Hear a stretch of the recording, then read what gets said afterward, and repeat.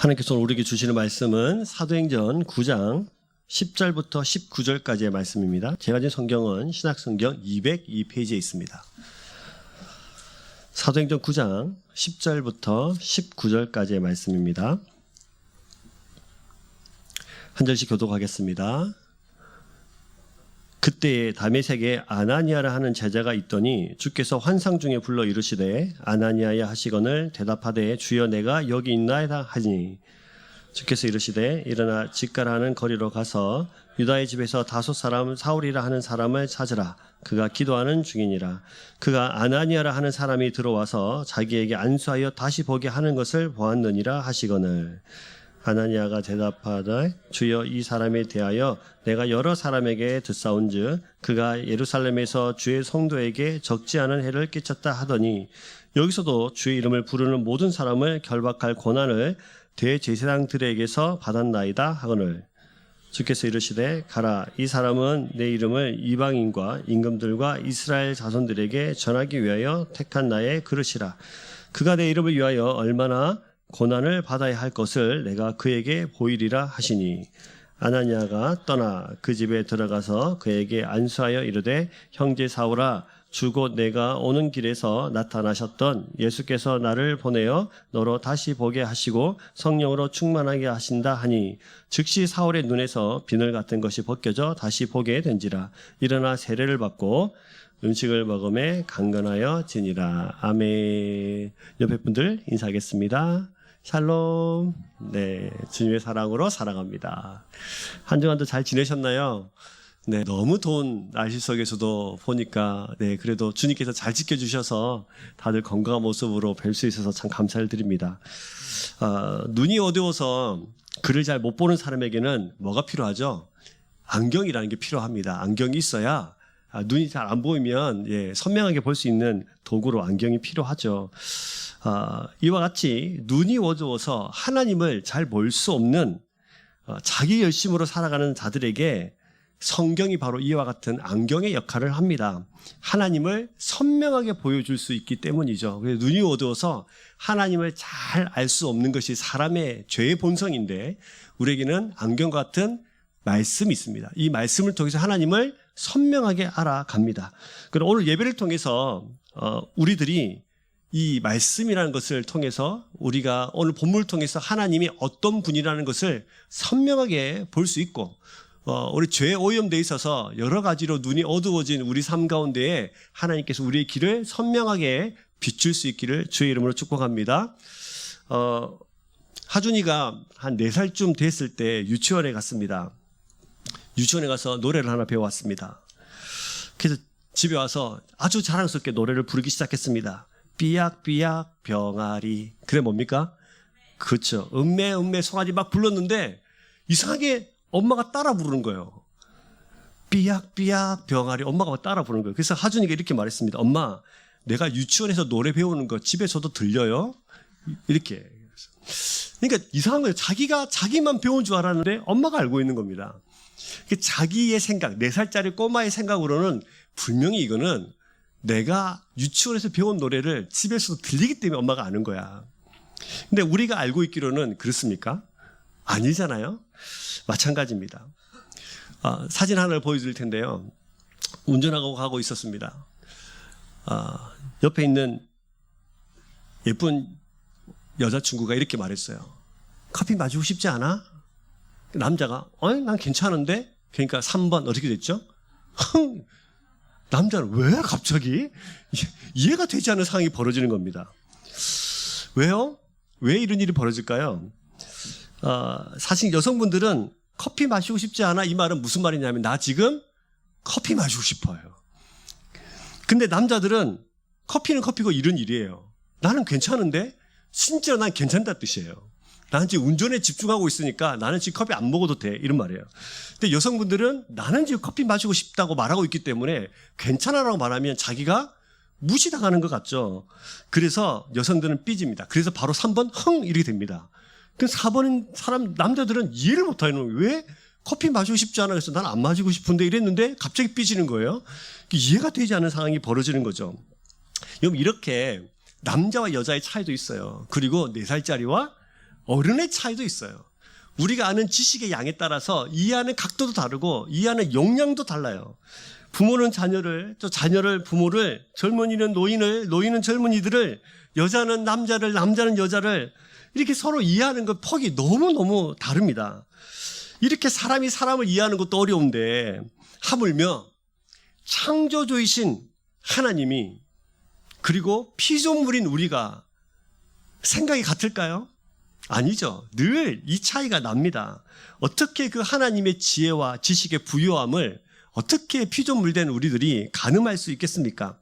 그러니까 오늘 본문은 피조물인 인간 그리고 깊은 경륜 속에서 세상을 통치하시고 다스리고 한 사람 한 사람, 여러분 한 사람 한 사람을 아주 세밀하게 역사하셔서 인도해 가시는 그 하나님의 경륜을 볼 수 있어요. 그래서 사실은 이 본문을 보면 사실 잘 이해되지 않는 본문이에요. 하나님 잘 이해가 되지 않아요. 왜 이러시는지. 그래서 오늘 본문에는 크게 아나니아라는 사람과 우리 주님과 사울 이 세 사람이 등장을 하는데 이 세 사람을 중심으로 해서 하나님은 어떤 경륜을 가지고 계시고 한 명 한 명 우리가 한 명 한 명을 사울처럼 어떻게 인도해 가시는지 또 우리 주님은 어떤 생각으로 우리와 함께하고 계시는지에 대해서 좀 살펴봤으면 좋겠습니다. 먼저 우리가 살펴볼 것은 아나니아라는 사람이에요. 오늘 본문에 가서 보시면 이렇게 돼 있어요. 그때에 다메섹에 누가 있어요? 아나니아라는 누가 있습니까? 제자가 있습니다. 자, 아나니아라는 사람이 등장을 하고 이 사람의 역할, 이 사람의 직분을 제자다라고 이렇게 성경은 기록하고 있습니다. 아나니아라는 뜻은 하나님은 은혜로우시다 이런 뜻이에요. 근데 성경에 보면 이 아나니아라는 사람이 세 명이 등장합니다. 첫 번째는 사도행전 5장에 보면 그 유명한 아나니아와 삽비라의 이야기에서 아나니아가 등장을 합니다.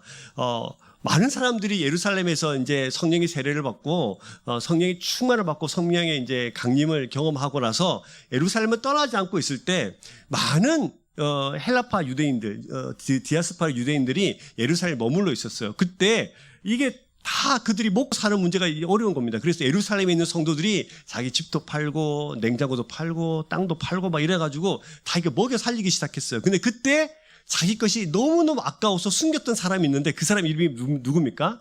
아나니아와 삽비라 부부예요.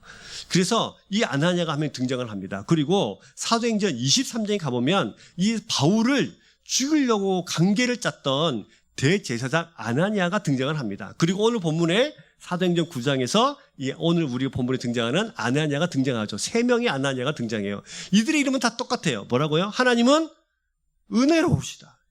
하나님은 얼마나 은혜로우신 분이신데 이 이름을 가지고 세상을 살아갔던 사람들이에요.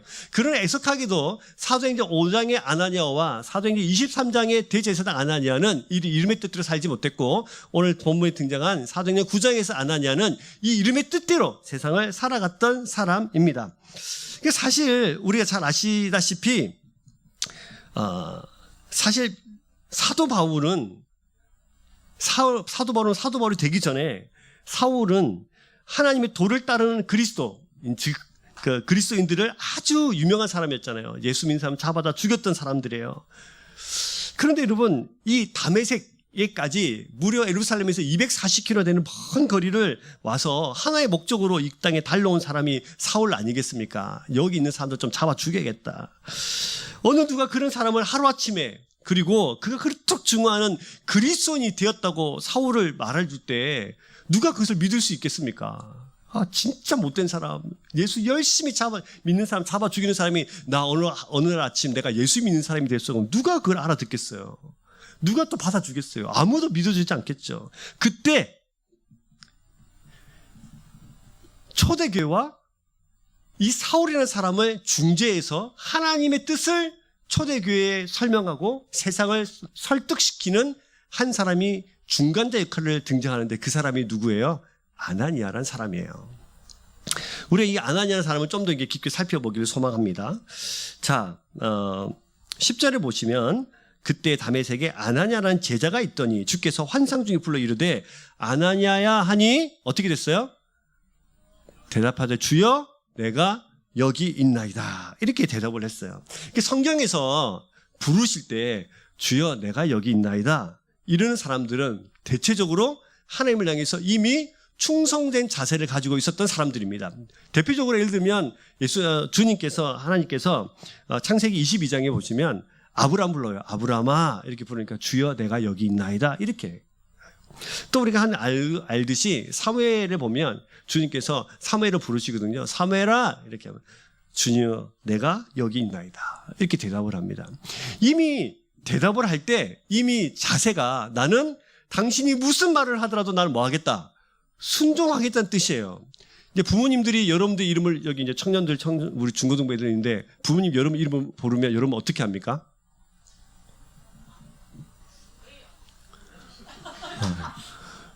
재홍아 이러면 처음엔 대답 안 하죠.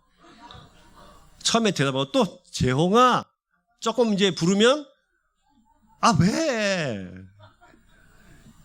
이미 이제 여기 대답해서 왜 나를 부릅니까? 나는 내 일을 지금 하고 있는데 이미 짜증이 납니다. 뭐 이런 투로 지금 이미 대답해서 이미 다 보이잖아요. 이미 그 대답을 들을 때 억양을 들을 때 이미 얘는 이 말에 순종하겠다 안 해. 이미 자세가 딱 티가 나는 거예요. 주님도 마찬가지죠. 하나님이 부르는 거야. 아나니아야 주여 내가 여기 있습니다. 이렇게 대답을 해요. 우리 아이들도 부모님이 누구야 이렇게 부르면 공손하게 두 손을 모으고 주여 내가 여기 있나이다 이렇게 대답을 해야 되는데 와요 이러면서 막 그런 사람들이 많이 있죠. 네, 저희 집에도 있습니다. 3번 4번 불러야 대답한 아이들이 있어요. 이미 우리 아나니아를 보면 이 사람이 얼마나 이미 이 대답에서부터 하나님 앞에 어떤 자세로 서 있는가가 잘 보일 수 있습니다. 주님 저 여기 있습니다. 그리고 이렇게 말합니다. 주여 여기 있나이다. 근데 이 본문을 보면서 아나니아가 평소에 얼마나 하나님과 깊이 있는 관계 속에 있었던 사람인가를 알 수 있어요. 왜냐하면 여러분 잘 보세요. 갑자기 어느 대화도 안 하는데 갑자기 환상 속에 주님이 딱 나타나가지고 아나니아야 이러면 얼마나 놀라겠어요. 그죠? 근데 오늘 본문에 보면 놀랐어요? 안 놀랐어요? 놀란 장면이 없죠. 너무나 자연스럽게 아나니아야 하니까 주여 내가 여기 있나이다 라고 대답을 합니다. 이것을 보면서 평소에 얼마나 많이 하나님과 깊은 관계 속에 있었는가를 볼 수 있어요. 심지어는 사무엘도 하나님께서 사무엘을 부르실 때 사무엘아 부를 때 사무엘이 자기 원래 제사장이었던 엘리가 자기를 부르나 보다 싶어서 엘리 제사장이 달려가서 얘가 여기 있습니다. 왜 부르셨습니까? 이렇게 대답을 했단 말이죠. 근데 지금 아나니아는 정확하게 주님께서 자기를 부르시는 그 부르심의 이 목소리도 알 수 있고 그 부르심의 깊이도 알아서 이미 순종하는 자세로 그 앞에 서 있었어요. 이걸 통해서 우리가 볼 수 있을 때 아나니아는 평소에 어떤 사람? 하나님과 깊이 있는 대화 가운데 있었던 사람이라는 사실을 알 수 있습니다. 어색하지가 않아요. 하나도 안 이상해요. 늘 기도하는 자였다는 사실을 볼 수 있어요. 그리고 이 사람을 사람들이 어떻게 평가했냐면 사도행전 22장 12절에 보시면 이렇게 설명하고 있어요. 바울이 이렇게 말해요. 율법에 따라 경건한 사람으로 거기 사는 모든 유대인들에게 뭐 듣는 사람? 칭찬 듣는 사람 누구? 아나니아가 하는 이가 있었어요. 율법에 따라 경건한 사람, 거기 사는 모든 유대인들이 봤을 때 저 사람은 정말 하나님의 사람으로 진짜 둘째 가라면 서러울 사람으로 판단하고 칭찬받는 사람이었다는 거죠. 그래서 하나님께서 선택하신 거예요. 그래서 주님께서 선택하신 거예요. 왜?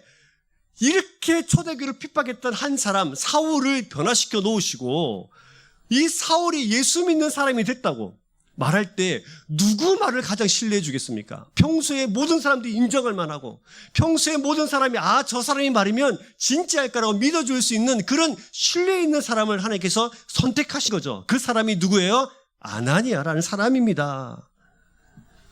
여러분 얼마나 영성과 삶이 하나였는지를 알 수 있어요. 얼마나 믿음과 삶이 하나였다는 사실을 알 수 있어요. 그리스도인들은 이런 사람이 되어야 합니다. 믿음과 아는 것과 믿음이 하나인 사람. 내 입술의 말과 삶이 하나인 사람. 이런 사람들이 그리스도인들이에요. 그래서 온 세상 사람들이 봤을 때 사람들이 저 사람은 진짜야. 저 사람의 말은 진짜야. 콩으로 매줄 쓴다고 해도 다 진짜라고 믿을 수 있는 사람. 그런 사람들이 되어야 되는 것이죠. 자, 이렇게 주님께서 아나니아를 부르십니다. 불러주셔서 이렇게 말씀하시죠. 자, 11절 보시면 주께서 이르시되 일어나 어디로 가라? 직가라는 거리로 가서 유다의 집에 있는 다섯 사람 누구를 만나라? 사울을 만나라. 이렇게 말씀해요. 자, 정확하게 말씀해 주세요. 일어나서 가라. 어디로 가라? 직가라는 거리에 가면 유다 사람, 유다라는 이름을 가진 사람이 집에 있는데 거기 다섯 사람 사울이 있으니까 가서 가봐라. 여기서 말하는 직가는 직선의 거리, 곧은 길. 그러니까 다메섹은 동서로 길게 뻗은 이게 직선 거리가 있었습니다. 김해로 치면 뭘까요? 김해대로. 창원으로 치면 창원대로 같은 큰 이렇게 뚫린 직선의 거리가 있었어요. 그 직가, 직선의 거리, 직선의 길, 직가라는 거리가 있었어요. 거기 유다 사람 집에 있는데 가봐라. 이렇게 말을 합니다. 하나님의 계획을 막 설명해줘요. 가서 안수해주고 눈을 뜨게 해주라. 이미 그에게도 환상으로 다 보여줬다. 네가 와서 손을 얹고 기도와서 안수받고 눈이 떠있는 것을 이미 다 보여줬으니까 가봐라. 이렇게 말한 거예요. 근데 여러분 밑에 보니까 13절 보시면 아나니아가 대답하여 주여 이 사람이 대하여 내가 여러 사람에게 들었사온즉 그가 예루살렘에서 주의 성도에게 적지 않은 해를 끼쳤나이다. 이게 무슨 말이죠? 가고 싶다는 말이에요? 안 가고 싶다는 말이에요? 안 가고 싶다는 말이에요. 이렇게 순종의 자세로 주여 내가 여기 있나이다 늘 이렇게 하던 대로 늘 깊은 대화 속에 있는 대로 늘 주님과 일상에서 깊은 대화와 하나님과 만나는 그 자리에 그대로 머물러 있었습니다만 이해되지 않는 이야기를 하는 거예요. 사울을 만나라. 근데 이 사람도 아나니아도 아니 무슨 소리야. 내가 이 사람을 왜 만나야 되지? 그래서 사실 주님 앞에 이렇게 말하는 거죠. 내가 많은 사람이 들었는데 예루살렘에서부터도 주의 성도들에게 적지 않은 해를 끼쳤고 이곳에서도 예수 믿는 사람, 예수 그리스도를 구주로 부르는 사람의 이름을 잡아다가 지금 감옥에 가두려고 이곳에 온 겁니다. 주님, 사실은 이 말은 안 가고 싶단 말이에요. 그래서 주님께서 다시 이게 말씀하시죠. 15절 주께서 이르시되 가라. 이 사람은 내 이름을 이방인과 이금들과 이스라엘 자손들에게 전하기 위하여 택한 나의 그릇이다. 우리 같았으면 16절에 이렇게 돼 있었을 거예요. 주님 무슨 소리 하십니까? 단 사람 다 돼도 저는 죽어도 이 사람한테는 못 가겠습니다. 이게 16절일 거예요. 16절에 주님께서 이 사람을 위한 계획을 말씀하시죠. 내가 내 이름을 위하여 얼마나 고난을 받아야 할 것을 내가 그에게 보이리라 하시니. 그러니까 17절 어떻게 하죠? 아나니아가 어떻게 됐어요? 떠나. 더 이상 묻지 않습니다. 더 이상 따지지 않습니다. 갑니다. 그냥 순종하러 가요. 그러고 나서 17절을 보시면 아나니아가 떠나 그 집에 들어가서 그에게 안수하여 이르되 뭐라고 부릅니까? 형제 사오라 이렇게 불러요. 저는 사울이 이 얘기를 듣고 정말 많이 감동했을 것 같습니다. 왜요? 원수잖아요. 초대교회 성들이 봤을 때는 원수잖아요. 근데 그 원수, 내가 잡아주겠던 사람들, 그 사람의 대표가 한 명 딱 오더니 자기한테 이렇게 말하는 거예요. 형제 사울아. 다시 말하면 너는 이제 우리와 한 피를 나눈 예수 그리스도 이름으로 예수 그리스도를 한 아버지로 둔 하나님을 아버지로 둔 하나님을 향해서 아버지라 부르는 우리가 한 형제가 되었다. 라고 그 이름을 불러주는 거예요. 지금 초대교회의 일원으로 이 사람을 초청하고 있는 것입니다. 사울은 지금 초대교회가 그를 용서하고 받아들이고 있다는 사실에 얼마나 감격하면서 감사했을까요? 이 일을 중재하고 있는 사람이 아나니아입니다. 그럼 우리가 한번 생각을 해볼 필요가 있어요. 어떻게 아나니아는 이렇게 하나님 앞에 이해되지 않을 바로 그때에 주님마저도 그를 쓰겠다고 내가 택한 그릇이라고 말할 때 이해되지 않는 그 그릇을 받아들이고 초대교회를 설득시키고 이 사람을 우리의 형제로 받아들일 수 있는 그런 사람이 됐을까? 왜 그럴까요? 아까도 설명드린 것처럼 이 아나니아는 일상에서 하나님과 깊은 교제를 가졌던 그의 숨결에 그리스도가 담겨 있었던 사람이기 때문입니다. 이런 사람들이 그리스도인들이에요. 이런 사람들 향해서 오늘 성경을 뭐라 부르냐면 제자라고 불러요. 지난주에 우리가 4월이 박해했던 초대 그리스도인들을 제자들이라고 말했잖아요. 제자는 스승의 길을 가는 사람이에요. 그러니까 스승의 지식만 담는 것이 아니라 그 길을 가는 사람들, 어떠한 힘들고 어려운 상황이 있다 하더라도 그 길을 그대로 따라간 사람을 성경은 제자라고 부릅니다. 그러면 이 아나니아는 주의 길을 가면서 주님을 닮은 사람이었다는 거예요. 하나님과 죄인인 사람들 사이에서 우리 주님께서 중보자가 되어주셔서 끊어진 관계를 연결했던 것처럼 지금 박해자고 핍박자인 사울과 초대교회 사이에서 틀어져 버린 이 관계를 지금 바로 연결시키는 바로 주님과 같은 역할을 하고 있는 사람이 누구예요? 아나니아예요.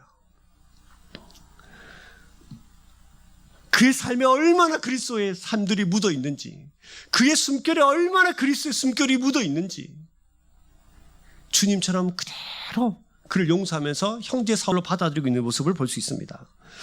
그 가장 일상적인 숨결에서 그리스도가 묻어날 때 그런 초대교회의 역사에 가장 핵심적인 사도 바울을 얻게 되는, 하나님의 사역에 동참하게 되면서 새롭게 열리는 복음 사역의 가교 역할을 감당하게 됩니다.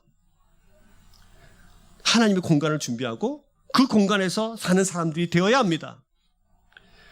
문제는 우리가 살아가는 세상에서 이 공간이라는 세상에서 우리가 뭐 그렇게 이렇게 아나니아처럼 살아갈 수 있을까? 여러분, 아나니아를 닮는 것이 아니라 아나니아와 깊이 만나고 교제했던 그리스도의 관계가 여러분의 관계가 되기를 주의 이름으로 축복합니다. 근데 이 관계를 사모하셔야 돼요. 이 땅에 있는 많은 그리스도인들이 그냥 교회만 왔다 갔다 하지, 이 깊이 있는 관계, 하나님께서 자기의 계획을 설명해주고 이 계획을 듣고 순종하는 깊이 있는 관계에 이 사이를 사모하는 사람들이 별로 없습니다. 사랑하는 여러분, 이번 한 주간에 여러분이 이 주님과의 깊이 있는 이 일상의 관계를 사모하셨습니까? 아니면 그냥 시간을 그냥 보내면서 아 덥다 이러고 보내셨습니까? 여러분의 숨결에 그리스도가 묻어나 있기를 주의 이름으로 축복합니다. 그런데 여러분의 숨결에 분노가 묻어 있다면 언어가 거칠어집니다. 마음에 두려움이 묻어 있다면 부정적인 언어 습관을 가진 사람이 됩니다. 그 마음에 궁핍이 묻어 있다면 무슨 이야기든 과장하게 의해서 하기를 좋아합니다. 그 마음에 비통함이 묻어 있다면 항상 비판적인 말을 내어놓습니다. 그 마음에 비참함이 묻어 있다면 자기 자랑을 늘어놓고요. 마음에 열등감이 묻어 있다면 다른 사람을 헐뜯는 사람이 됩니다. 마음에 조급함이 묻어 있으면 다른 사람의 말을 듣지 않고 자기 말만 하게 됩니다. 그 마음이 메말라 있는 사람은 어딜 가든지 간에 공동체를 나누게 하는 사람이 됩니다. 그러나 그리스도의 숨결이 자기의 호흡에 묻어 있는 사람은 다른 사람을 격려하는 사람이 됩니다. 자신의 숨결에 예수 그리스도가 묻어 있는 사람은 그 마음이 안정적이어서 부드러운 사람이 됩니다. 자신의 숨결에 그리스도가 묻어있는 사람은 그 마음에 담담이 있어서 늘 진실되게 말합니다. 자신의 마음에 그리스도로 물들어 있는 사람은 위로의 말을 건넬 줄 알고 겸손하여서 과장하지 않고 사실 그대로 있는 그대로 살아가는 사람이 됩니다. 자신의 숨결에 예수 그리스도에 묻어있는 사람은 마음이 여유로워서 다른 사람의 말에 귀를 기울이는 사람이 됩니다. 자신의 숨결에 그리스도가 묻어있는 사람은 사랑을 전하고 주변을 그리스도의 사랑으로 하나 되게 하는 놀라운 역할을 합니다. 사랑하는 여러분, 질문 하나 해볼게요. 여러분의 숨결에는 뭐가 묻어 있습니까? 비통함이 묻어 있습니까? 비참함이 묻어 있습니까? 애통함이 묻어 있습니까? 분노가 묻어 있습니까?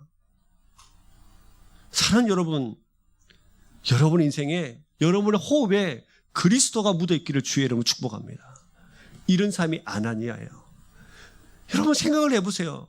지금 이 초대교회에 지금 사울과 초대교회를 연결시키는 사람 딱 한 명이 필요한데 지금 수많은 제자들 중에 그리스도께서는 단 한 명을 선택했어요. 그 사람이 누구예요?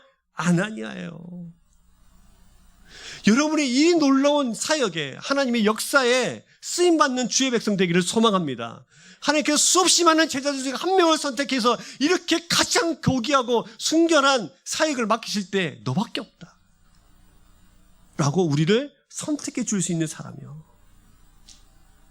그 사람을 제자라고 부르고 성경은 지금 그 사람을 사용하고 계십니다. 여러분, 이렇게 주의 앞에 쓰임받기를 사모하십니까? 사모하셔야 돼요.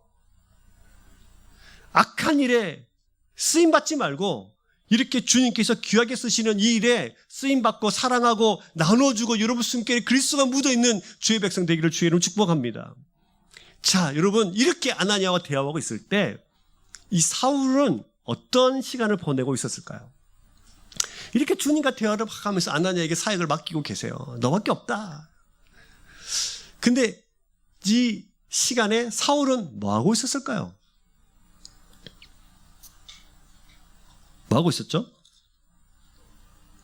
자, 일단 9절 말씀을 볼까요? 9장 9절 말씀을 보시면 이렇게 되어 있어요. 자, 어떻게 되어 있죠? 사흘 동안 보지도 못하고 먹지도 마시도 아니하니라. 며칠 동안? 사흘 동안, 3일 동안 지금 보지도 못하고 먹지도 마시지도 아니하고 있었습니다. 한 끼만 굶어도 이제 펄쩍펄쩍 날뛰는 우리들인데 지금 3일 동안 금식하고 있었어요. 앞도 보이지 않습니다. 근데 이곳에서 뭐 하고 있었냐면 11절 보시면 끝에 사울이라는 사람을 찾으라. 그가 뭐 하는 중이라? 기도하는 중이라. 자, 그러면 이 사람은 지금 3일 동안 사울은 뭐 하고 있었습니까? 기도하고 있었죠. 먹지도 마시지도 보지도 못하는 가운데서 기도하고 있었어요. 자, 어떤 기도의 내용이었을까? 이 사람 도대체 어떤 기도를 하고 있었을까? 어떤 기도를 하고 있었을까요? 누굴 향한 기도였을까요? 어떤 기도를 하고 있었을까요? 주님과 만났던 모든 사람들이 하나님 앞에 자기를 세워놓기 때문에 자기 자신을 돌아보는 기도였을 거예요. 사울이 바울로서의 삶으로 변화되는 기도의 시간, 사울이 더러운 악행을 지우는 기도의 시간, 과수원을 짓밟는 짐승의 삶을 깨트리고 이제 정말 열매를 주렁주렁 맺히는 그런 복음의 열매 맺히는 나무로서의 삶이 바뀌는 시간, 자신 때문에 옥에 갇히고 죽어가는 수없이 많은 사람들을 떠올리면서 눈물로 회개하는 시간이었을 거예요. 스데반도 떠올리고 어느 날 어느 집에 들어가서 그 집에 있는 아이들 다 잡아다가 옥에 가두었던 것도 생각이 났을 것이고 자기의 그동안의 모든 삶들이 생각이 났을 거예요. 나는 왜 그동안 예수 믿는 사람을 그렇게 핍박했을까? 그동안 나는 왜 살아있는 예수 그리스도를 왜 만나지 못했을까? 내가 가진 철학, 내가 가진 신념, 내가 가진 신앙, 이것이 정말 맞다고 세상을 나는 왜 이렇게 살아왔을까? 무지함으로 오는 삶의 방향을 바꾸는 기도였을 거예요. 지난 수십 년의 삶을 정리하는 기도였을 것이요. 자신의 죄와 맞닥뜨려서 그 죄와 아주 아프게 싸우면서 기도하는 기도의 시간이었겠죠. 우리 구주 예수 그리스도의 얼굴과 자신의 얼굴을 마주대하고 기도하는 시간이었을 거예요. 사울은 이 기도를 통해서 자신의 삶을 회개하면서 자신의 열심을 다시 주께로 돌려드리는 귀한 시간이었을 것입니다. 그래서 여러분, 사울에게 이 3일은 필요했을까요? 안 필요했을까요? 필요했죠. 아주 필요한 시간이었어요. 사울에게 3일은 자신의 모든 삶을, 정체성을, 살아온 모든 삶의 모든 것들을 무너뜨리고 다시 시작하는 그런 새로움의 3일이었던 거예요.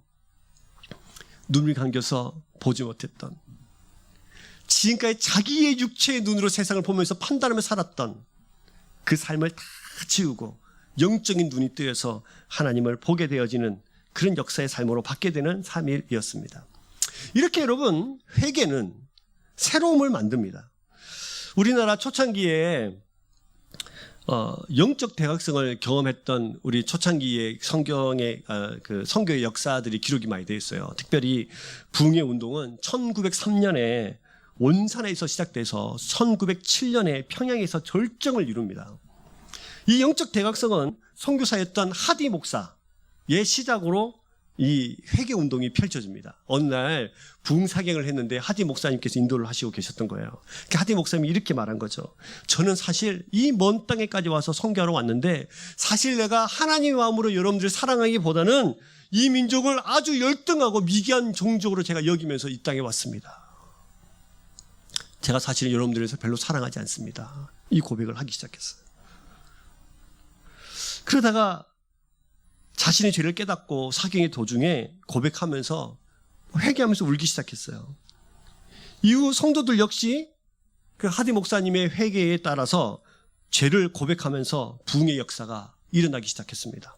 기록에 의하면 단순히 남을 미워하거나 질투한 죄, 또 남을 회방한 죄, 도둑질한 죄, 살인한 죄, 강간한 죄 같은 엄청난 죄를 고백하면서 회개하는 자들의 수가 날마다 엄청나게 많아졌다고 그래요. 그래서 일본 경찰들이 범인을 잡으려고 교회로 찾아오는 경우도 있었다고 합니다. 이게 한국 초대교회의 역사이자 파워입니다. 회개는 새로움을 만듭니다. 1904년 3월 달에 서울에 있었던 어떤 교회에서 부흥사경에 이런 기록이 있습니다. 가장 놀라운 집회였다. 온갖 추악한 죄를 고백하고 훔친 재물을 돌려주었다. 우리 교인들 대부분은 참으로 죄와 죄의 사함이 어떤 것인지 알게 되었다. 그 결과 참석했던 사람들은 새 삶을 살게 되었고 축복을 얻게 되었다. 여러분, 콩 심은 데 뭐가 납니까? 콩이 나죠. 팥 심은 데 뭐가 나죠? 팥이 나요. 성령님이 여러분 속에 계시다면 성령님은 반드시 여러분 속에 회개를 심습니다. 회개를 심으면 어떤 열매가 맺힐까요? 새로운 삶이라는 열매가 맺힙니다. 옆에 분들 봐보세요.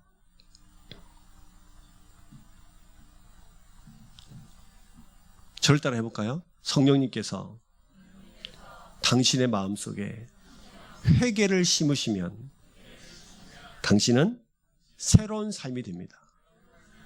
여러분 믿으세요? 네. 이 3일은 그런 시간이었던 거죠.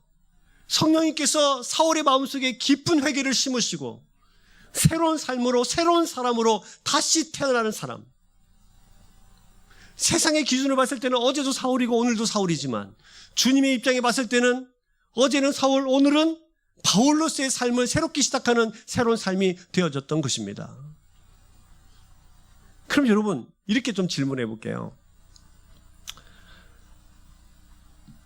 우리 주님은 이 3일을 어떻게 보내셨을까요? 사울은 이 3일을 아파하면서 눈물로 고통스러워하면서 이 시간을 보냈어요. 그럼 우리 주님께서는 이 3일을 어떻게 보내셨을까? 저는 이 부분에 역시 우리 주님이시다 이 생각이 들어요. 주님이 공의만 있었다면 징벌만 하십니다. 벌만 내리세요. 주님께서 사랑만 있으셨다면 벌 내리시지 않고 그냥 가만히 내버려 두시죠. 그러나 우리 주님은 공의도 있으시고 뭐도 있으세요? 사랑도 있으세요. 그래서 불러놓으셨죠. 네 죄가 뭐다는 것을 가르쳐 주셨죠. 그리고 내팽개 두시는 분이 아니라 함께 이 시간을 보내십니다. 이 시간을 어떻게 보내셨을까? 우리 주님께서는 이 3일의 시간 동안에 이 사울을 눈을 어둡게 하시면서 사울이 그동안 네가 어떤 죄를 지었는지를 낱낱이 보여주는 시간이었어요. 네가 얼마나 큰 죄인인가를 아주 세밀하게 하나씩 양파 껍질을 까듯 그에게 보여주는 시간이었죠. 네가 얼마나 더러운 인생을 네 기준대로 살았는지를 가르쳐주는 시간이었어요. 그리고 사울은 그 죄를 끄집어내서 기도할 때마다 주님께 용서해 주시면서 내가 너를 사랑한다. 그래, 그게 죄 맞아. 그래, 그게 죄 맞아. 그게 죄야. 라고 하나씩 죄를 짚어주면서 용서하고 회개할 때마다 그 죄를 용서해 주시면서 사랑으로 붙잡아 주셨습니다. 로마서 8장 26절에 보시면 이런 말씀이 있어요. 같이 읽을까요? 시작. 이와 같이 성령도 우리의 연약함을 도우시나니 우리는 마땅히 기도할 바를 알지 못하나 오직 성령이 말할 수 없는 탄식으로 우리를 위하여 친히 간구하시니라. 하나씩 죄를 가르쳐 주시면서 우리 주님께서 어떠하셨어요? 함께 아파하시면서 함께 뭐 하셨어요? 탄식하시는 시간이었어요. 그냥 네 혼자 해라, 네 혼자 회개라가 아니에요. 여러분 회개라고 하시면서 그 회개 장면을 가르쳐 주실 때 우리 주님은 함께 하십니다. 함께 탄식하십니다. 함께 아파하십니다. 내가 내 죄를 붙들고 하나님 이거 죄죠. 이 너무너무 커서 내가 감당할 수 없는 너무너무 큰 죄입니다. 그래. 나도 아파. 그래, 나도 아파.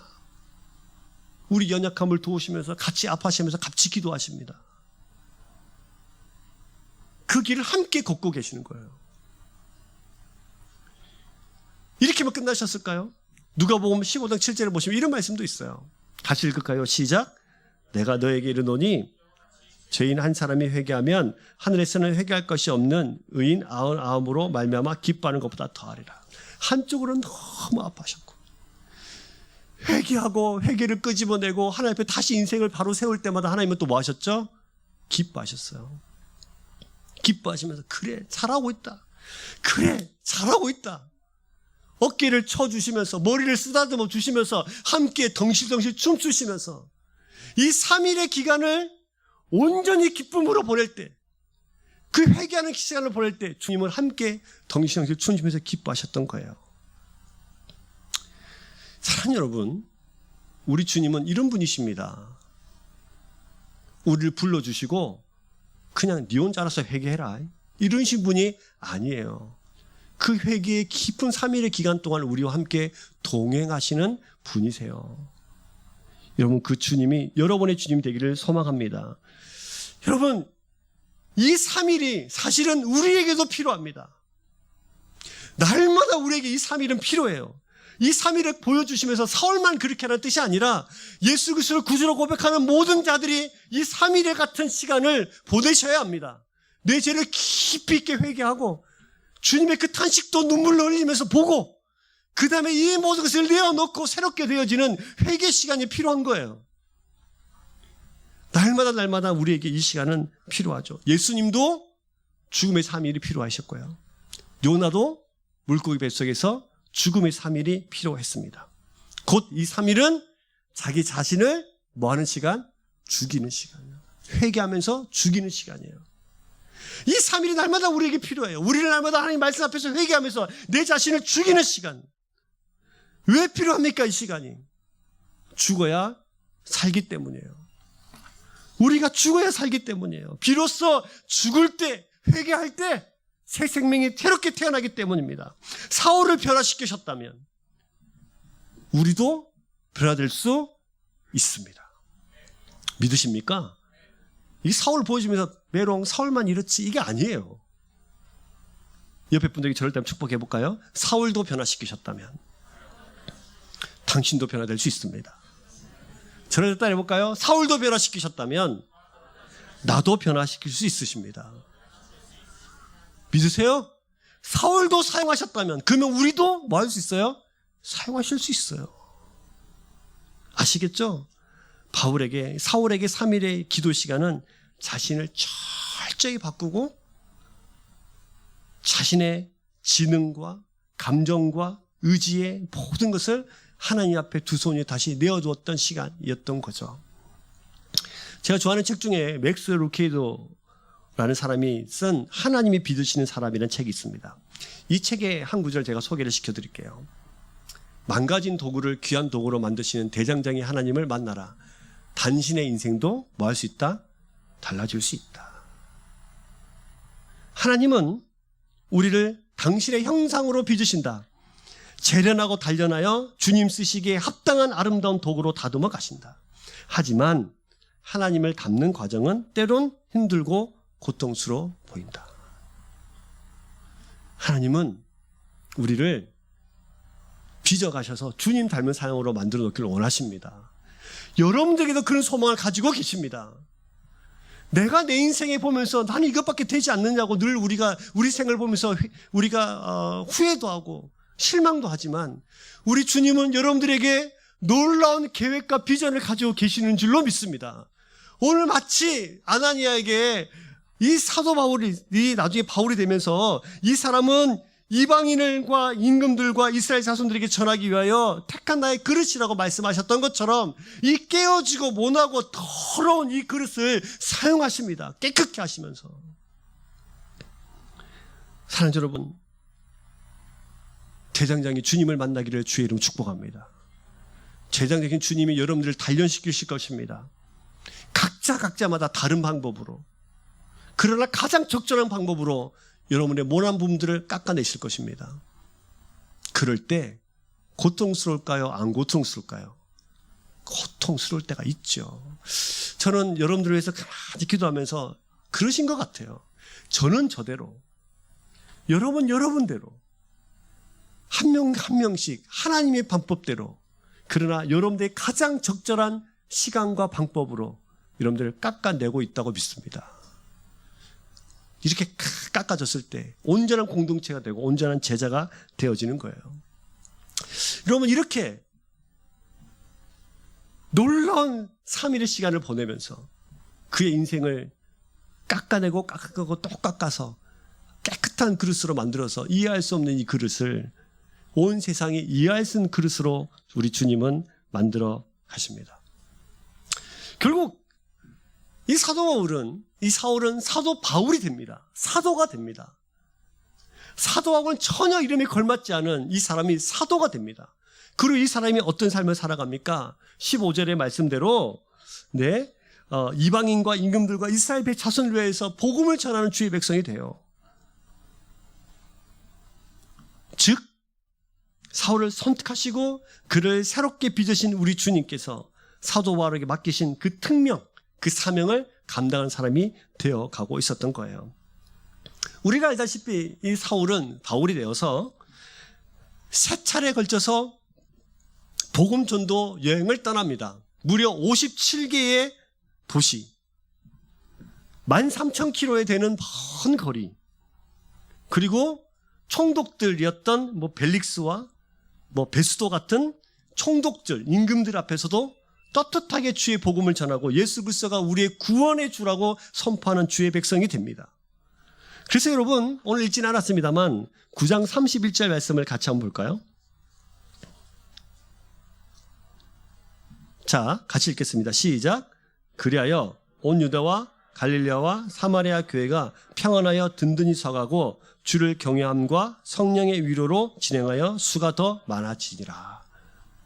주님께서 선택하셨고 3일의 깊은 회개 시간을 보내고 이 사울은 사도 바울의 삶을 살면서 이제 어떻게 결론이 나냐면, 그리하여 온 유대와 갈릴리와 사마리아 교회가 어떻게 됐어요?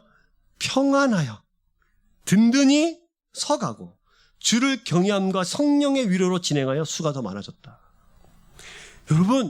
여러분도 이렇게 쓰임받기를 주의 이름으로 축복합니다. 여러분 한 사람 때문에 교회가 어떻게 해요? 든든히 서가고 주를 경외함과 성령의 위로로 진행하여 예수 그리스도 믿는 사람들이 수가 더 어떻게 해요? 많아지더라. 한 사람의 제대로 된 회개와 한 사람의 제대로 된 그 사명의 순종함은 이런 놀라운 역사를 만들어냅니다. 깨어진 그릇은 그냥 버려질 뿐이에요. 깨어진 그릇은 날카로운 칼이 되어서 주변의 사람들을 상처만 줄 뿐입니다. 그러나 제가 확실한 것은 여러분 한 사람 한 사람이 깨어진 그릇이었다면 그 그릇을 지금 주님께서 붙이시고 계세요. 믿으세요? 그리고 닦고 계세요. 믿으세요? 그렇게 우리를 이제 아름다운 쓸모없는 그릇을 아름다운 그릇으로 만지시고 계십니다. 저는 확실합니다. 저와 여러분들이 이제 이 사울 같은 3일의 회개 시간을 깊이 보내고 주님과 관계가 회복되어지고 우리에게 주신 그 사명을 감당할 때 여러분 우리는 아름다운 교회가 되고 세상에 우리를 통해서 그리스도를 믿는 사람들의 수가 점점 더 많아질 뿐만 아니라 여러분들이 정말로 주의 길을 가는 제자의 삶을 살아갈 줄로 믿습니다. 네, 소망하십시오. 혹시 깨어져 계십니까? 깨어진 그릇 같으십니까? 뭐 하나 담을 수 없는 쓸모없는 그릇같이 되어버리셨습니까? 지쳐 계십니까? 쓰러져 계십니까? 버려져서 내가 뭐 할 수 있겠나, 이런 깊은 좌절감 가운데 빠져 계십니까? 지금이라도 깨어진 그릇을 온전한 그릇으로 만들어내셔서 영광스러운 주님을 담아내는 그릇으로 우리를 빚어가기를 소망하시는 이 주님의 음성이 여러분의 심령 속에 깊이 새겨줄 수 있기를 주의 이름으로 축복합니다. 말씀 기억하시면서 같이 우리 찬양하셨으면 좋겠어요. 우리 주보에는 나의 나된 것은이라고 나와 있는데요. 모르신 분이 많이 계셔서 오늘 불렀던 찬양 속에 오직 주의 사랑에 매여라는 찬양이 있었는데요. 오늘 이 찬양으로 같이 찬양을 해보셨으면 좋겠어요. 네.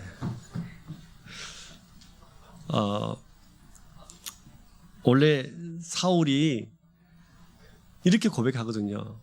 그래서 나의 나된 것은 다 주님의 은혜다. 이렇게 사울이 나중에 고백을 하는데 이 찬양을 같이 하고 싶었으나 근데 모르시는 분들이 많이 계셔가지고 다음에 하도록 하고요. 오늘은 우리가 찬양팀에서 찬양했던 오직 주의 사랑에 매여라는 찬양이 있는데요. 이 찬양 같이 하시면서요.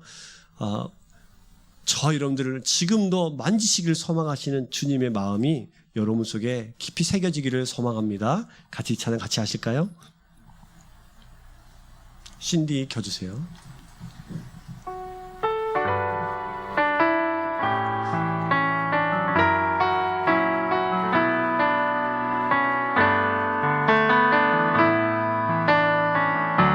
오직 주의 사랑에 매여 오직 주의 사랑에 매여